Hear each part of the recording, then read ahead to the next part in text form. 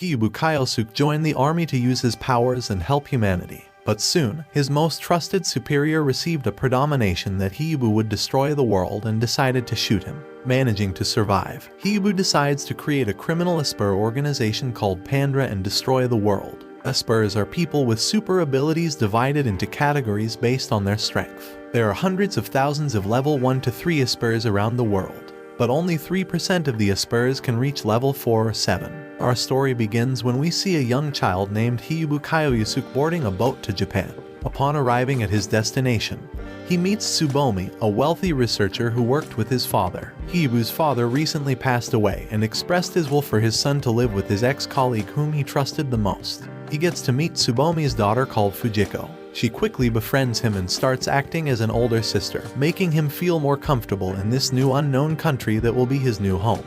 But she also decides to prove to him that he won't ever feel alone, by showing that she's also an esper, making his luggage float. Sometime later, after moving into the Tsubomi's house, we see Heibu writing a letter to his deceased father. Fujiko suddenly appears in the room while floating, taking the letter from him to read. Embarrassed, Heibu uses his S powers and takes the letter from her, surprising her, as she, a high-ranked esper, couldn't even suppress his power. The Japanese military shortly enters the room accompanied by Tsubomi, and invites the new siblings to join their new Esper special unit, explaining they want to use Esper's abilities to help the world. Heibu gets fascinated by Captain Heiji's proposition but asks for some time to think about it. At night while laying in bed, Heibu remembers the time he spent with his father. His father was initially a famous Esper researcher, who usually performed some tests on his wife, but one of those tests backlashed, making her lose her life. He started to treat Heibu badly and ignored him because Heibu, who inherited his mother's powers, wanted to save people. His famous last words to Heibu were for him to live as a normal human, instead of being used as a living military weapon. Even so, after pondering about his father's words and the possibility to help the world, Heibu makes his decision and chooses to join the special unit with Fujiko. 1 year later, the two get involved in an accident with a naval officer, forcing the army to discuss the possibility of disbanding the special Esper unit. But Heiji proposes to make a bet with the naval army. He proposes for the incident to be forgotten if one of their Espers can beat Zero, the brand new Japanese fighter plane. Heiji chooses Heibu to represent the Esp unit in combat with the Navy fighter, as he's the one with the greatest potential.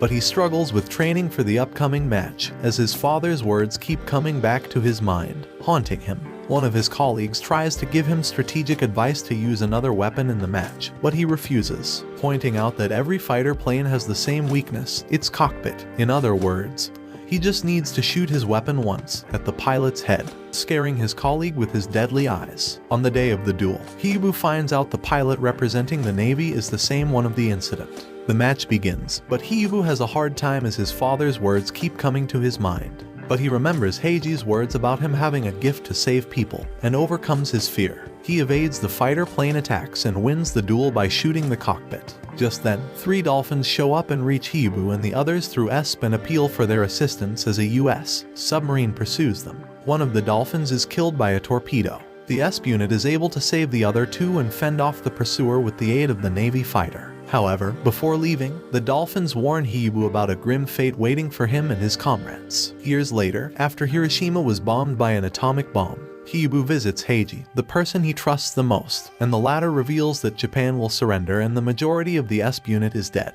But Heiji has a premonition that Heibu's powers will eventually destroy the world and decides to end him right there. Heiji shoots him twice in the chest and then puts on a bullet to his head. Miraculously, Heibu survives and gets up, instantly killing Heiji in return, while swearing vengeance on the normal humans who betrayed him and his friends, and decides to create an organization called Pandra to accomplish his goal.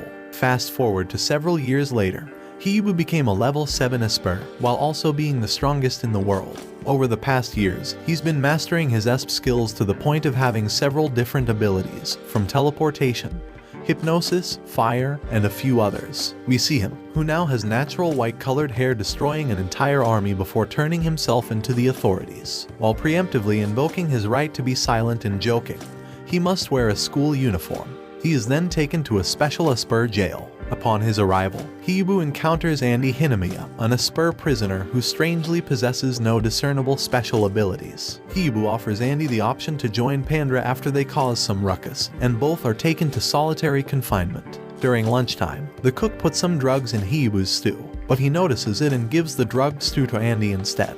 While brawling with another prisoner, Andy is unable to defend himself because of the drug's effect. He takes many punches to the gut before losing consciousness. He then wakes up in a surgery room and gets freed by Hiyubu, who informs him that the prison is being utilized as a location for unauthorized Esper experimentation. Together, they arrive at the location where Ejiri, a young Esper child, is being detained. The jail warden sends a monster made by uniting numerous Esper body parts to attack them. During the first stages of the fight, it seems to be at par, with Hiyubu even managing to strike down. During the fight, Hiyubu notices a glimpse of Andy's power. Hiyubu deactivates his limitation and is able to unleash his true power, ultimately killing the beast. In the end, the three manage to escape and get picked up by other Pandra members, and Andy is welcomed aboard their base of operations, the ocean liner ship Catastrophe. However, Andy manages to be alone and reveals himself to be a spy sent to infiltrate the organization, and contacts his superiors. A week has passed since Hiyubu rescued Ejiri. Hiyubu explains to the team that Andy has the power to neutralize all ESP,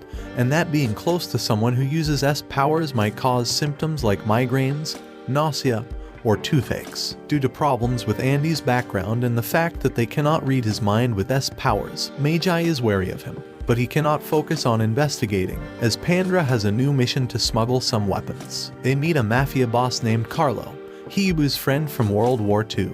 He notes that Hiyubu is still looking young despite being over 80 years old, as he uses his ESP abilities to regenerate himself and look young.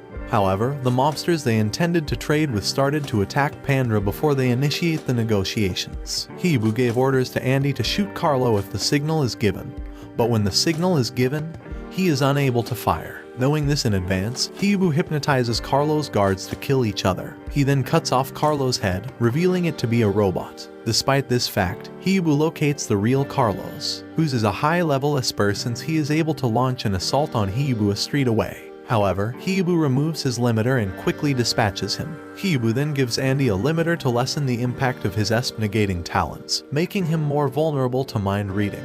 Magi asks Ejiri to read Hinamiya's mind, but Ejiri replies that she won't unless instructed by Hiyubu. At a party hosted by Sophie Grace, Princess of Monarch, for international aid organizations, Minamoto and Sakaki run across several Pandra members and Hiyubu. Minamoto is the commander of a special Esper team called the Children formed by Babel. The team consists in 3 level 7 Espers who work for the government to enable Espers to have a home, making Pandra their enemies, because Hiyubu wants to create his own government. Hiyubu and his group are approached by Minamoto and Sakaki, but they manage to escape unnoticed. Later, it is discovered that Sophie is also missing. It is revealed that Sophie is in Pandra's custody as part of their effort to safeguard the princess from an assassination plot at Ejiri's request. Meanwhile, Sakaki and Minamoto question the authorities and attempt to access the data on a USB flash drive Sakaki stole from Hiyubu's pocket. Sophie befriends Ejiri and decides to accompany Andy as they stroll through the city. Hiyubu uses Mass's hypnosis ability to provide their adversaries with incorrect information about her whereabouts to trick them into a trap.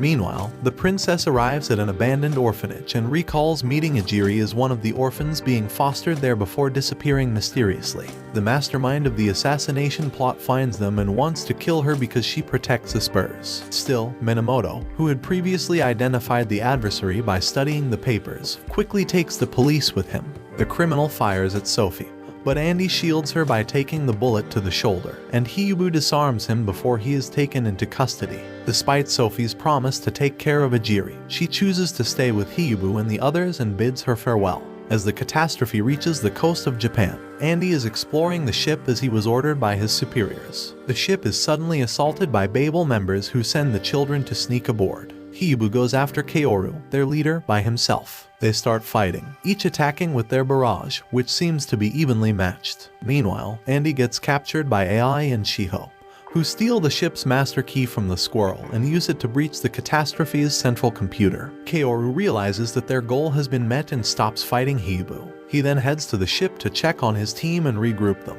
After getting back together, the Pandra members launch a counterattack. Andy uses his second Esper power to temporarily nullify the powers of anybody he touches, and subdues Fujiko to remove the hack's control.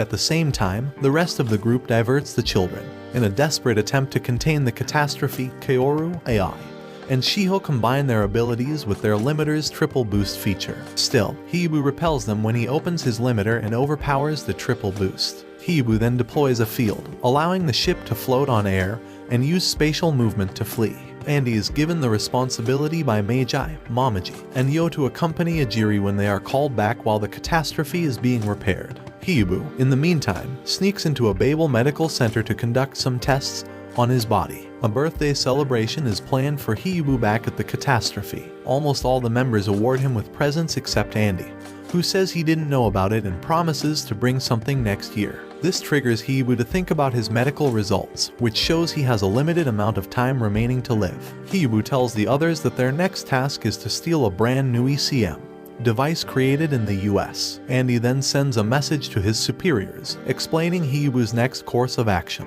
When the mission starts, Minamoto's squad ambushes Heibu and the rest. Kaoru, who had just learned about precognition of the impending destruction of the catastrophe, stops Heibu, proclaiming that she will capture him. Heibu attacks Kaoru with full power, rendering her unconscious. Meanwhile, Andy takes advantage of the situation and tries to finish his mission, to steal the ship's defensive mechanism named Ihachigo. Heibu is stopped by Kaoru from heading to Andy's location, and despite having an extremely fatigued body, he uses his full power to deal with her, knocking her unconscious. Heibu then finds Andy in front of Ihachigo and states he always knew Andy was a spy, but now he has no choice but to assassinate him. Andy makes use of his abilities to disable Ihachigo's cloaking device, leaving the catastrophe vulnerable to a US military attack. After learning about the situation from Meiji and the others, Minamoto confronts them. He then explains that Babel's true goal was to capture Pandra to stop the onslaught, allowing them to depart and aid Heibu and the others. A task team breaks inside the ship and imprisons Ejiri while Heibu is occupied fighting off dozens of battle drones dispatched by the US Army. Instead of shooting, Andy tries to stop his boss from taking her by talking to him. However, Andy's superior betrays him, shoots him in the chest, taking Ihachigo and fleeing away. Soon after, Andy awakens to discover that the bullet was stopped by his limiter, leaving him unharmed. Meanwhile, Heibu starts to feel like his body reached a point where he will fade away. He then uses his last remaining strength to annihilate the enemy fleet in a single motion before passing out. However, the catastrophe is ultimately sunk after taking one more shot, with everyone aboard having left the ship, except for Heibu and Andy. Andy saves Heibu from drowning, and Babel comes to help them both. Fujiko and Sakaki take Heibu to the Tsubomi estate to get treated, while Aburo gets the US transmitter chip out of Andy's body and destroys it. On Kaoru's order, Shiho holds Aburo back and asks her where Heibu is. Andy talks the girls into taking him with them. When they get to the mansion, Heibu asks Andy about the man who talked to them on the catastrophe. Andy confirms Heibu's suspicions that the man is Heiji Sayatome, who is still alive for some reason. Sakaki tells the girls that Heibu is dying, and Kaoru offers to give him some of her blood to save his life. Now that Heiji has both Ejiri and Ihachigo, he plans to use both of them to stop the Esper revolution that Kaoru and Heibu are planning to start. Sometime later, Heibu leaves on his own, even though he is still not fully healed, despite Kaoru's pleas, and accepts Andy's offer to go with him. The two then leave to face Heiji and get Ejiri back. They go to the home of Andy's former contact and force him to accompany them to the facility where Ejiri is being held.